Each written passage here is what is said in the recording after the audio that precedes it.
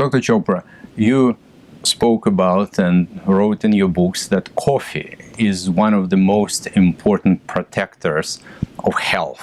Could you please expand on your idea and talk about the coffee's effect for health? Yeah, it's a great question. So, as you mentioned, I'm a liver expert, and I got very intrigued about 25 years ago when I read that coffee drinkers have lower levels of liver enzymes in the blood.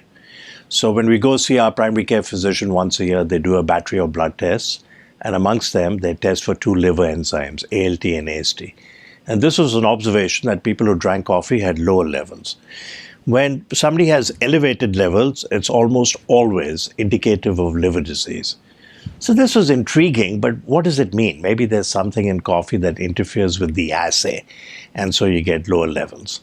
But then studies came out that coffee drinkers have less hepatic fibrosis. They have less scar tissue in the liver. If there's lots of scar tissue in the liver, totally distorting the liver architecture, with islands of liver cells totally surrounded by scar tissue, fibrosis, we call it cirrhosis.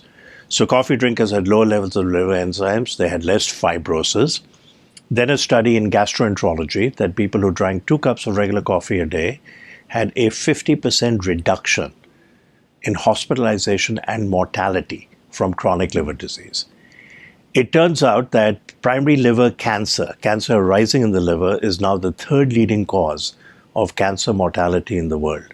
And multiple studies and a meta-analysis have shown that people who drink 2 cups of regular coffee, 40% reduction in primary liver cancer mortality. So less lower liver enzymes, less scarring, less fibrosis, less hospitalization, less mortality, less liver cancer.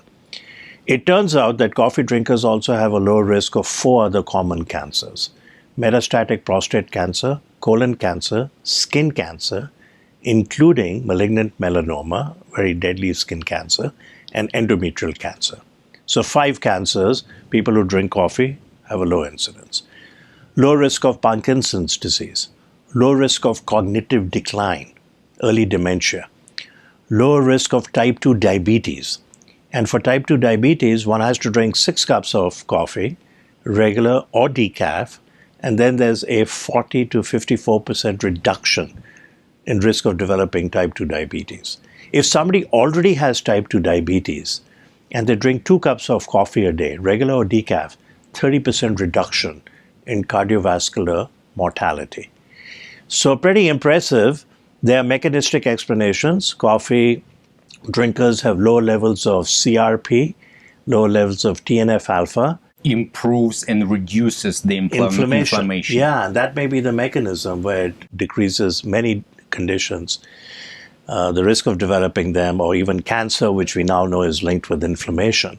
C-reactive protein is a very sensitive indicator of inflammation. True, so true. So a study appeared in the New England Journal of Medicine about 4 years ago. And that day, I got about 100 plus emails from colleagues around the country. Sanjeev, we've been talking about coffee all these years and its potential health benefits. You're vindicated. And the study in the New England Journal of Medicine that said men and women who drink coffee have lower total and cause-specific mortality. And then about 6-8 months ago, an article in one of the nutrition journals that people who drink coffee have longer telomeres. So telomeres were described by Elizabeth Blackburn, an Australian scientist. She got the Nobel Prize in Medicine or Physiology in 2009 with 2 other colleagues. And shortened telomeres are linked with accelerated cellular aging. So who has shortened telomeres?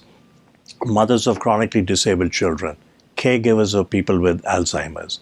Who has longer telomeres? And by inference, they may live longer. We think they'll live longer.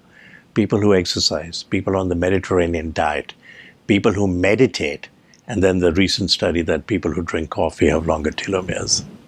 Does it matter which coffee to drink, how much coffee one should drink, and what is the frequency that the coffee should be used? So it's a great question.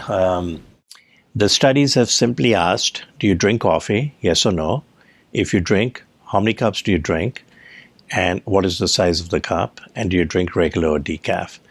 My take on it is that if Drink regular coffee if you can. It has more benefits than decaf.